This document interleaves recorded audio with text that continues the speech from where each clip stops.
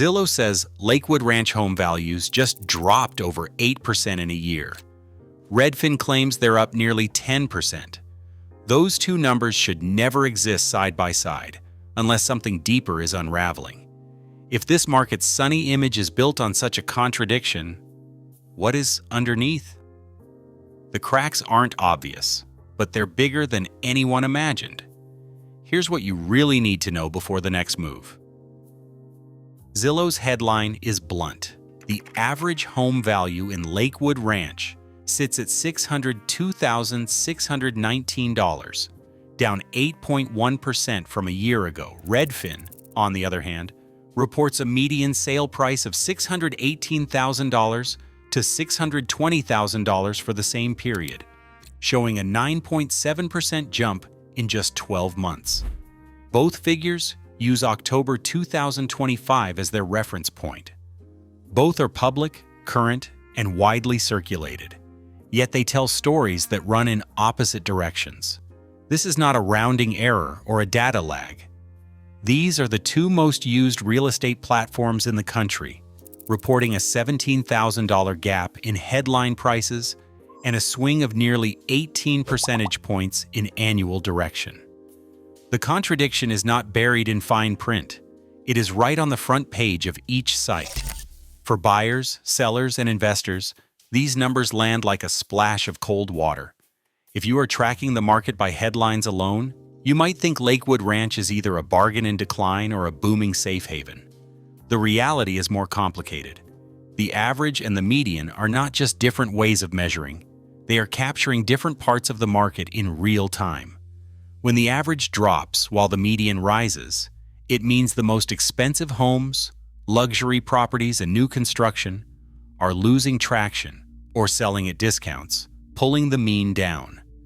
Meanwhile, the median, the middle of all sales, can climb if more mid-priced or affordable homes are changing hands, or if those segments are holding steady. This is classic segmentation. One part of the market is sliding, the other is still moving.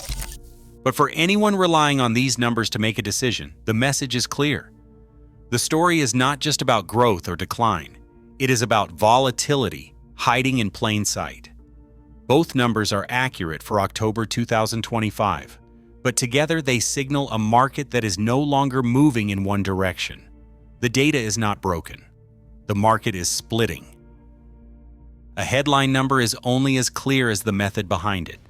When Zillow reports an average and Redfin posts a median, they are not just using different math, they are capturing different realities. The average is sensitive to every outlier, especially high-end closings. If a handful of high-end homes drop in price or stop selling, the average falls hard and fast. The median, on the other hand, is the middle point, half of all sales above, half below. It is less rattled by a few million-dollar homes lingering on the market. That is why in Lakewood Ranch, the average can be plummeting while the median holds, or even rises if mid-priced homes are still changing hands. But the story is not just about how you slice the data. It is about what is happening to buyers in real time. Mortgage rates have jumped nearly 3 percentage points since 2022. For a typical $600,000 home, that rate shock means a buyer's monthly payment has soared by hundreds of dollars, sometimes pushing the dream of ownership out of reach for families who would have qualified just 2 years ago. A local mortgage officer puts it plainly.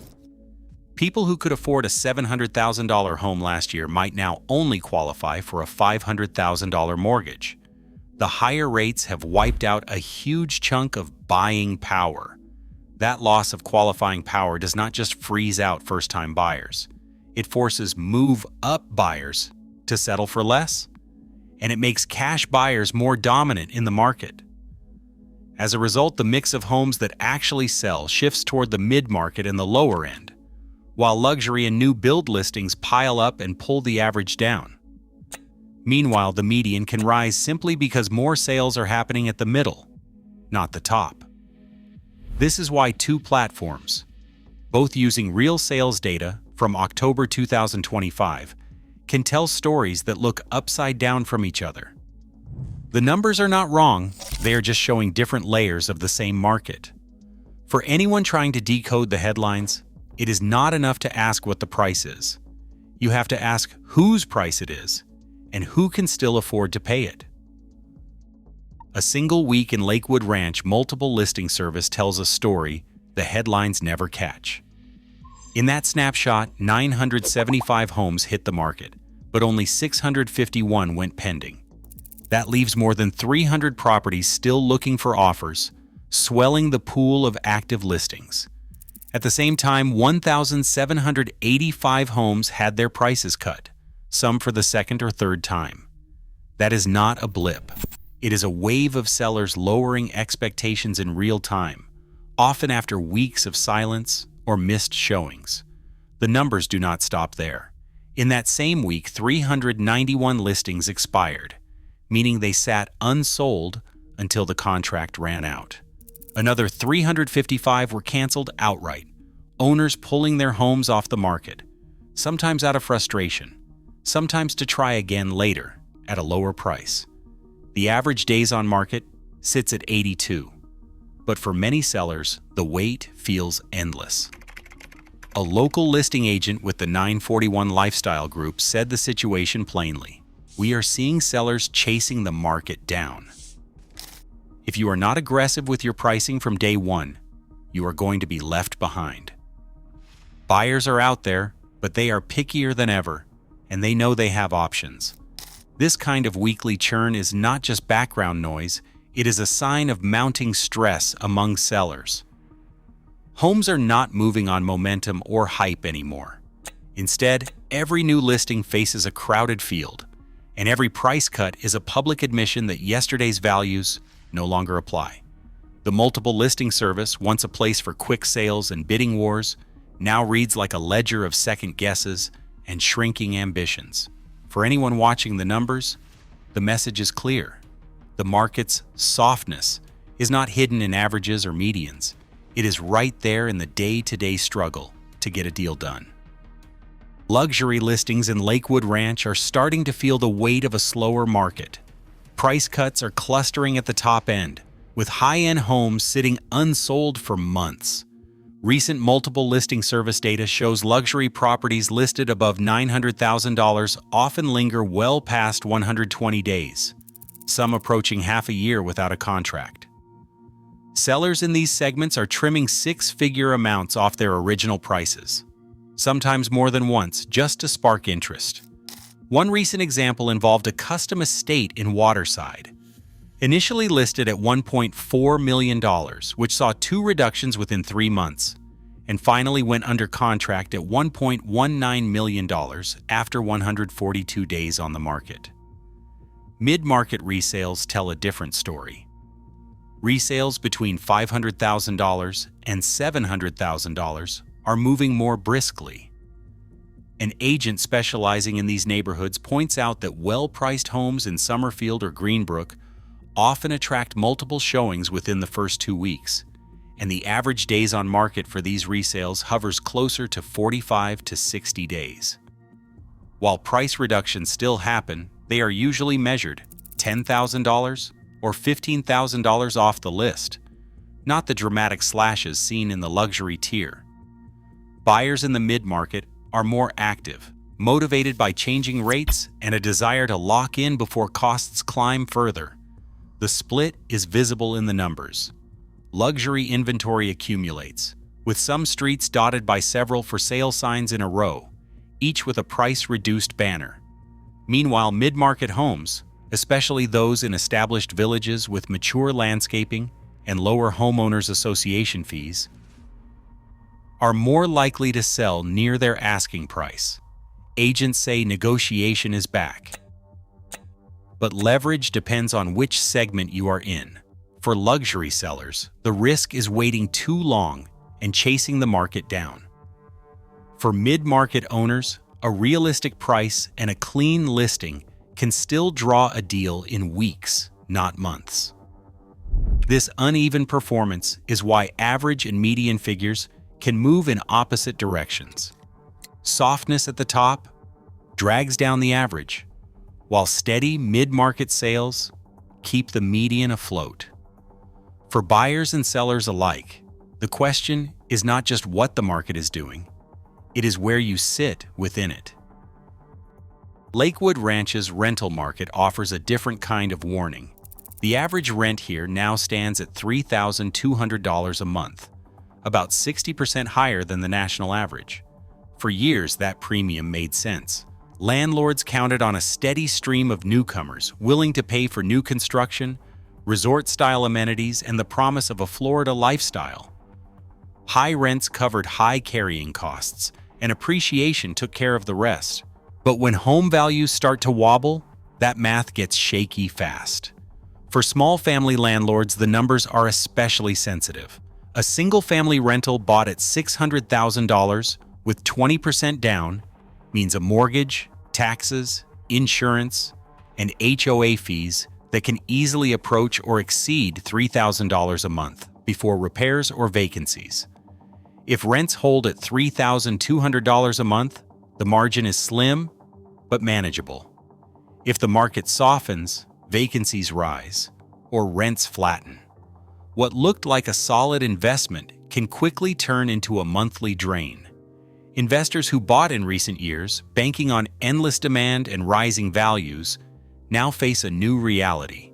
If home prices continue to stagnate or fall, and if tenants start pushing back on premium rents, landlords could find themselves squeezed from both sides. The risk is not just about finding the next tenant. It is about whether the rent covers the true cost of ownership in a market where values are no longer guaranteed to rise.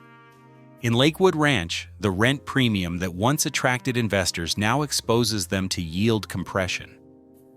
Cash flow becomes fragile when every expense is rising and home values are uncertain. For anyone holding a rental property here, the question is no longer just about rent levels. It is about whether the numbers still work when the market's momentum slows. Insurance premiums in Lakewood Ranch have become a wake-up call for anyone crunching the numbers on homeownership. 5 years ago, a standard policy on a $600,000 home might have run $2,800 a year. That same coverage now costs between $5,500 and $7,000 a year, and in some cases, even more. Local insurance brokers say this is not an outlier. It is the new normal, driven by a combination of hurricane claims, rising reinsurance costs, and big national carriers pulling out of Florida altogether. One broker puts it bluntly, every renewal comes with sticker shock. People who moved here for predictable costs are now seeing their insurance double, sometimes overnight. The jump does not end with insurance. High home values mean property taxes regularly top $8,000 or $9,000 a year for typical homes, and that is before factoring in the special assessments that can appear in newer villages. HOA and amenity fees add another layer, often running $300 to $600 a month depending on the neighborhood. For buyers looking at the glossy brochures, these numbers rarely appear front and center. Yet for families and retirees on fixed incomes, these recurring costs can quietly squeeze budgets tighter with every passing year. The insurance crunch has real consequences for the market. Agents report deals falling apart at the last minute when buyers get their insurance quote and realize the monthly payment is hundreds higher than expected. Some sellers are forced to offer credits or shop policies themselves just to keep contracts alive. In a place built on the promise of premium living, the reality is that premium costs are now part of the package. The expectation of easy ownership is getting replaced by a new math, one where every line item matters, and the true cost of living in Lakewood Ranch keeps climbing. Lakewood Ranch's next wave is not just about price cuts or listings sitting longer. It is a wall of new supply already in the pipeline. County records show the southeast expansion alone covers 4,120 acres, with approvals in place for nearly 5,000 additional homes. That is not a distant plan. Builders are already carving out roads, pouring slabs, and opening sales offices in villages with names like Saddlestone, Del Webb Catalina, and Calusa National. Each new neighborhood brings its own set of spec homes, move-in ready and lined up in clusters, waiting for buyers who may or may not materialize as quickly as they did 2 years ago. A builder sales manager in Waterbury Park describes the current landscape as a balancing act. He says they are releasing lots in phases, but the pace is dictated by how fast the last batch sells. Incentives are bigger than ever. $15,000 in closing credits, mortgage rate buydowns, and even free upgrades. The goal is to keep the pipeline flowing, but everyone is watching absorption rates week by week.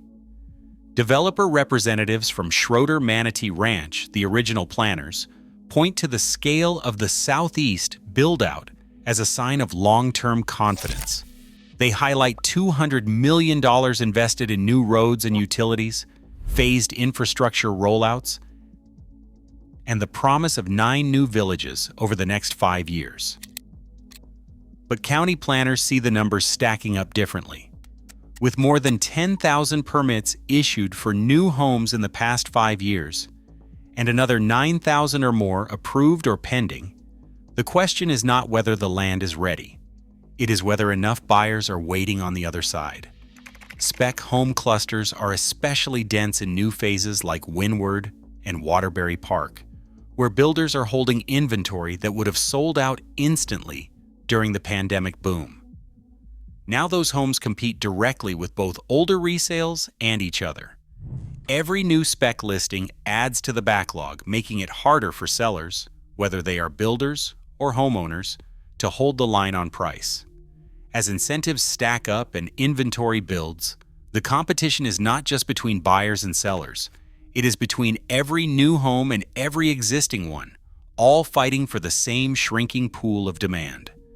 The master plan expansion was designed for endless growth, but in today's market, the pipeline of approved lots and spec homes is less a promise and more a pressure point, a looming test of just how much inventory Lakewood Ranch can absorb before prices crack under the weight. Right now, more than 500 Lakewood Ranch homes show price reductions, and rents run 60% above the national average. As supply grows and costs climb, stability depends on migration holding steady, and that is a risk, not a guarantee. In markets built on future promises, today's cracks become tomorrow's reality. What would make you stay or walk away? Share your perspective below.